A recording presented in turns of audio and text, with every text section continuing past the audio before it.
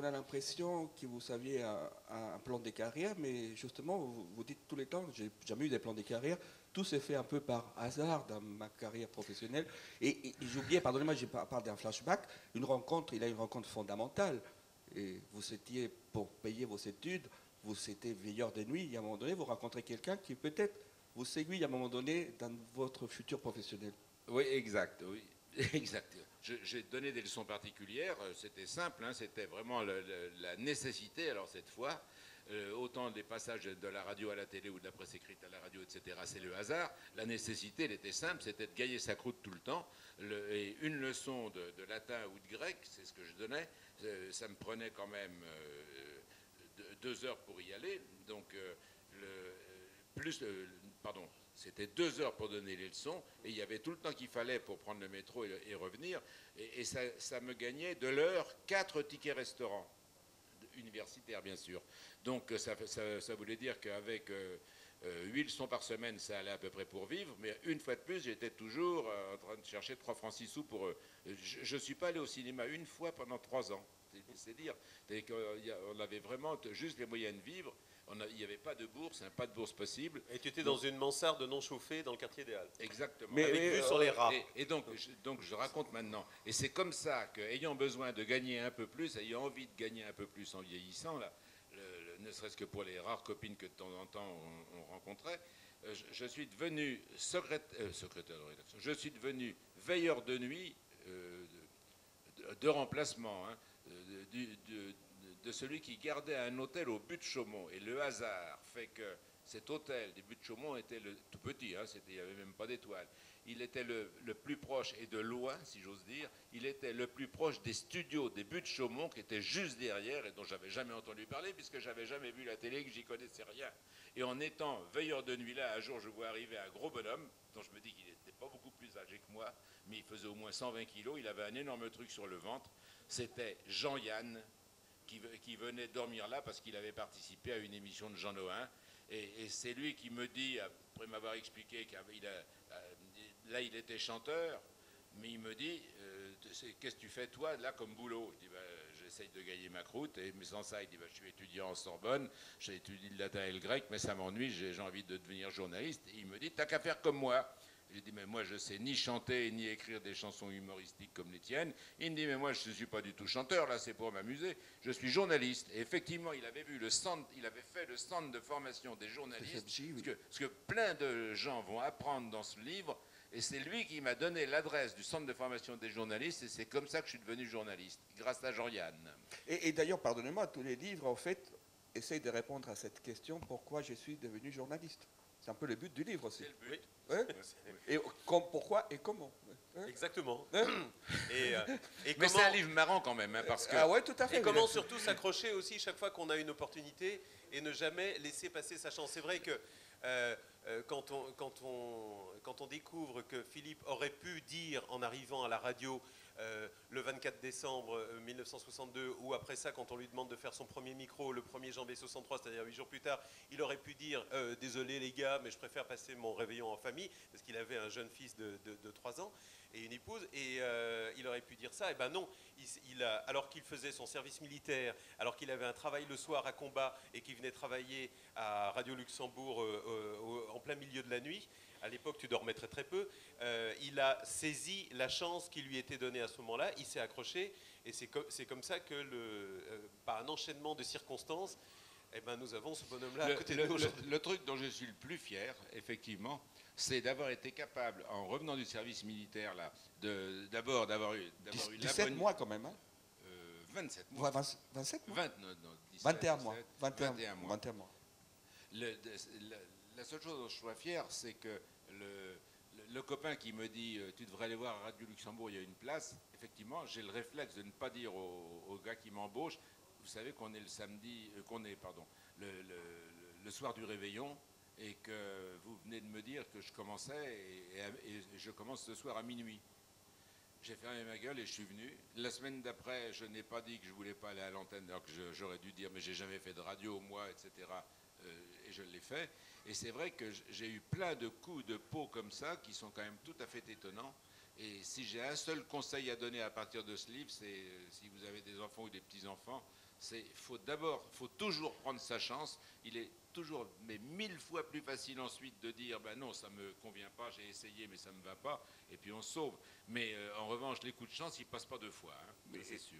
Alors, et justement, si j'ai un truc à dire, c'est ce qui m'a le plus séduit, ce qui nous a le plus enchanté, je crois, au hasard des conversations qu'on a pu avoir, c'est toutes les personnalités. On a cité Jean-Yann il y a un instant, mais c'est toutes ces personnalités qui ont marqué Philippe. Alors vous allez me dire... Je n'ai une en particulier, je pense, on verra tout à l'heure. Voilà. Même deux.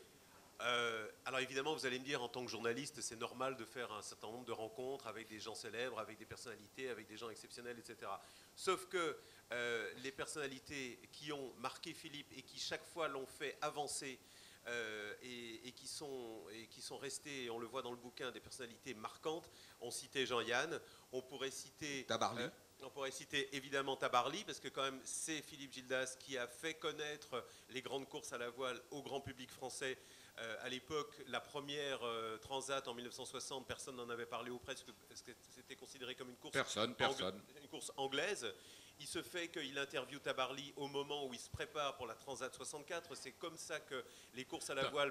Il se fait qu'il habite à vol d'oiseau, à 500 mètres de la maison des... C'est le hasard, c'est le hasard qui fait de nouveau bien les choses pour Philippe.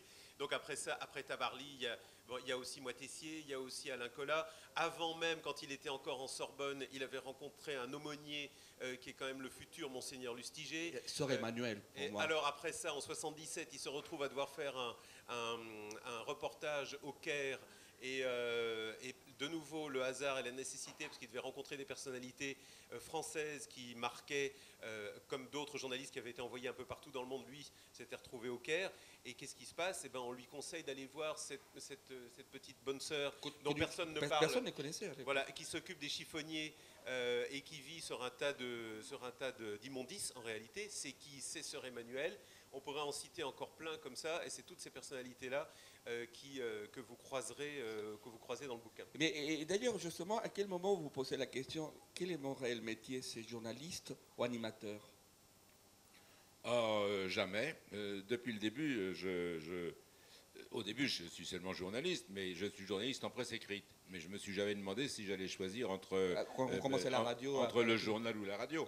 Et donc à la radio, la différence est bien marquée. Il y a d'un côté les journalistes et de l'autre côté les animateurs. Sauf que dès la 3e ou 4e année à Radio Luxembourg, je réussis à faire embaucher des gens qui ont fait la même école que moi. Hein. C'est ça le passage de témoin quand même. Hein. C'est Jean-Yann qui me passe le témoin pour aller au CFJ et c'est moi qui ensuite vais le passer à des gens comme Pierre Lescure. Alors je vais tout de suite Vous allez chercher au CFJ. Justement, c'est pour ça que je dis que je lui passe vraiment le témoin là. Et donc ces gamins arrivent et ils ont une idée fixe, c'est que tout est info, y compris la musique. Il faut dire qu'ils sont élevés tous aux Beatles, en gros, à cette époque-là, au milieu des années 60. Au biberon du rock'n'roll. Et donc, ils veulent... alors que nous, on a la mini-génération d'avant, hein, j'ai 10 ans de plus que lui, on rêvait, nous, d'Europe 1, qui était la radio moderne, à l'époque, était musique and news. Et bien eux, pas du tout, ils veulent la musique dans les news. Et à partir de là, ça a l'air d'être un détail, mais ça répond à la question. C'est-à-dire que ça va être un long combat pour être à la fois journaliste et à la fois animateur. Et polyvalent. Et faire en sorte, que on démontre que tout est info. Et c'est ce concept-là qu'on va tester une première fois avec pas beaucoup de succès à Radio Luxembourg. Les jeunes, là, Lescure et les autres, vont s'en aller le faire à RMC. Ils vont bien rôder la formule. Ils seront de plus en plus animateurs. Et puis ensuite, dans mon cas précis, ceux qu'on avait raté une première fois, il y avait un patron de France Inter qui l'avait entendu et qui me fait venir. Et je vais devenir, en 73, le rédacteur en chef de toute l'équipe de journalistes et animateur de toute la tranche de 6h à 9h. Et ça va être un vrai succès, un grand succès, démontré surtout par le fait que le président Pompidou va mourir au milieu des années 74. Et donc ce jour-là, on tolère que le journaliste animateur du matin reçoive les différents candidats les uns après les autres, tout en continuant à présenter la musique. Et si je vous ai raconté ça un peu en détail, c'est que c'est la même formule que je vais faire avec celle qui deviendra plus tard ma femme, qui s'appelle Maryse. Ça, c'est pendant 6 années triomphales, réellement triomphales pour de la radio, à Europe 1, mais c'est surtout 10 ans après, nulle part ailleurs. Nulle part ailleurs, c'est le résultat de tout ça, c'est-à-dire tout est info, même si on y met beaucoup plus d'humour, mais tout est info. Et donc un journaliste, parce qu'il en sait un peu plus que les animateurs, mais ça pourrait être un animateur qui deviendrait journaliste, mais en tout cas c'est une seule personne qui monte son équipe et qui fait une émission où il y a tout dedans, y compris dans le cas de Nulle part ailleurs, un maximum d'humour, et là on est allé au bout du bout, hein.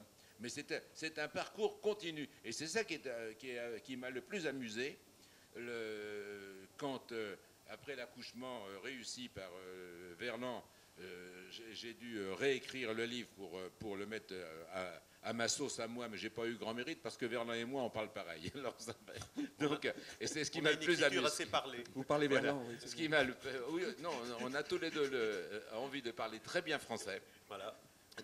Tout en faisant un langage parlé. Voilà.